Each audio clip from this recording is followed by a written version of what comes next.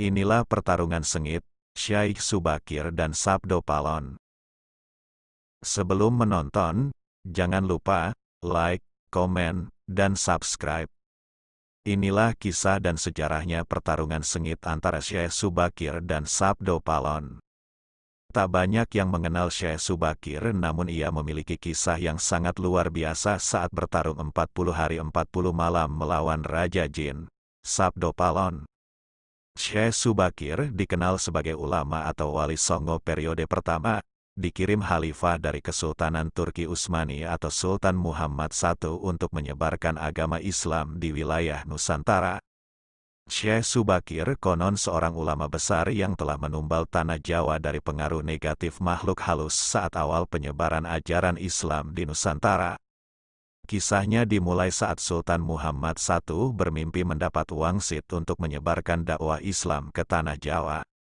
Adapun mubalik yang diharuskan berjumlah 9 orang, jika ada yang pulang atau wafat akan digantikan oleh ulama lain asal tetap berjumlah 9. Sehingga dikumpulkanlah beberapa ulama terkemuka dari seluruh dunia Islam. Waktu itu para ulama yang dikumpulkan mempunyai keahlian masing-masing, ada yang ahli tata negara, berdakwah pengobatan tumbal, atau ruqyah dan lain-lain. Lalu dikirimlah beberapa ulama ke Nusantara atau Tanah Jawa, namun sudah beberapa kali utusan dari Kesultanan Turki Utsmaniyah yang datang ke Tanah Jawa untuk menyebarkan agama Islam. Namun pada umumnya mengalami kegagalan, penyebabnya masyarakat Jawa saat itu sangat memegang teguh kepercayaannya, sehingga para ulama yang dikirim mendapatkan halangan. Meskipun Islam berkembang, tetapi ajaran agamanya hanya dalam lingkungan yang kecil, tidak bisa berkembang secara luas. Selain itu, Pulau Jawa saat itu masih merupakan hutan belantara yang angker, dipenuhi oleh makhluk halus dan jin jahat. Lalu diutuslah Syekh Subakir, ulama asal Persia yang ahli dalam meruqyah ekologi, meteorologi, dan geofisika ke Tanah Jawa. Ia diutus secara khusus menangani masalah gaib dan spiritual yang dinilai telah menjadi penghalang diterimanya Islam oleh masyarakat Jawa ketika itu. Berdasarkan babat Tanah Jawa, setelah sampai ke Nusantara, Syekh Subakir dapat menerawang makhluk halus. Ini membuat dia mengetahui penyebab utama kegagalan para ulama pendahulu dalam menyebarkan ajaran Islam. Hal tersebut karena dihalangi para jin dan dedemit penunggu Tanah Jawa. Para jin dedemit dan lembut tersebut bisa berubah wujud menjadi ombak besar yang mampu menenggelamkan kapal bersama penumpangnya. Jin juga bisa menjadi angin puting beliung yang mampu memporak-porandakan apa saja yang berada di depannya. Selain itu, para jin kafir dan bangsa dedemit itu juga bisa berubah wujud menjadi hewan buas yang mencelakakan para ulama pendahulu tersebut. Untuk mengatasi hal tersebut, konon Syekh Subakir membawa batu hitam dari Arab yang telah dirajah, lalu batu dengan nama Rajapagi Kalacakra tersebut dipasang di tengah-tengah Tanah Jawa, yaitu di puncak Gunung Tidar, Magelang. Karena Gunung Tidar dipercaya sebagai titik sentral Tanah Jawa, alam yang tadinya cerah dan sejuk, matahari bersinar terang damai dengan kicau burung, tiba-tiba berubah drastis selama 3 hari 3 malam. Cuaca mendung, angin bergerak cepat, kilat menyambar menimbulkan hujan api, gunung-gunung bergemuruh tiada henti. Setan siluman lari menyelamatkan diri. Jin perih banaspati, kuntilanak, jalangkung semua hanyut dalam air karena tak kuat menahan panasnya pancaran batu hitam tersebut.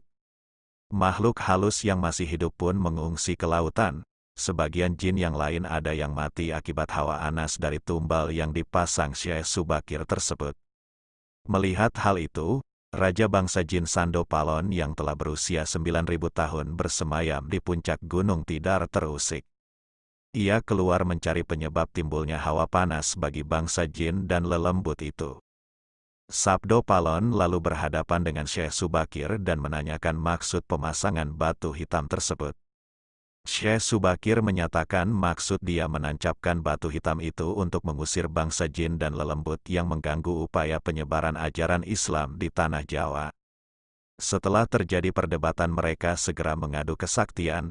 Pertempuran antara keduanya terjadi selama 40 hari 40 malam hingga Sabdo Palon yang juga dikenal sebagai Ki Semar Badranaya Sang Dayang Tanah Jawa ini merasa kewalahan dan menawarkan perundingan.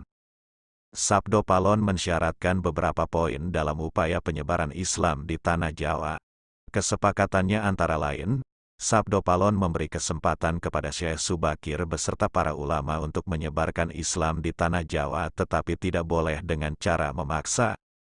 Kemudian Sabdo Palon juga memberi kesempatan kepada orang Islam untuk berkuasa di Tanah Jawa raja-raja Islam.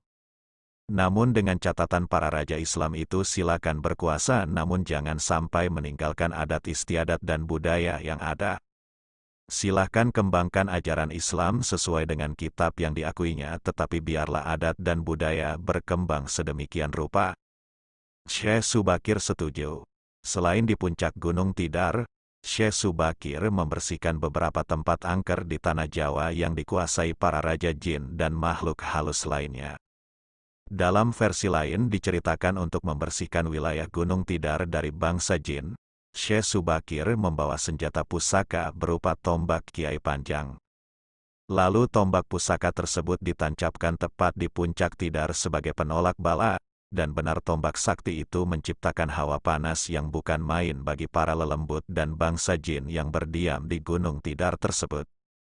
Mereka pun lari tunggang langgang meninggalkan Gunung Tidar. Sebagian pengikut Sabdo Palon dari bangsa jin melarikan diri ke daerah timur. Baca juga, misteri Gunung Slamet yang jarang diketahui pendaki gunung, mulai siluman naga sampai tempat angker. Konon hingga sekarang menempati daerah Gunung Merapi yang masih dipercaya sebagian masyarakat sebagai wilayah yang angker. Bahkan sebagian lagi anak buah Sabdo Palon ada yang melarikan diri ke Alas Roban dan ke Gunung Serandil. Tombak itu dijaga oleh masyarakat dan ditempatkan di puncak Gunung Tidar dengan nama makam Tombak Kiai Panjang. Dengan adanya tombak sakti itu maka amanlah Gunung Tidar dari kekuasaan para jin dan makhluk halus. Karena keberhasilannya menumbal Tanah Jawa lalu penyebaran Islam oleh Wali Songo periode pertama menjadi lanjut. Nama Syekh Subakir lalu menjadi sangat terkenal dan dikagumi di kalangan para pendekar penganut ilmu gaib dan kanuragan bangsawan serta masyarakat di Tanah Jawa ketika itu. Sekianlah cerita dari pertarungan sengit antara Syekh Subakir melawan Sabdo Palon. Sekian dan terima kasih.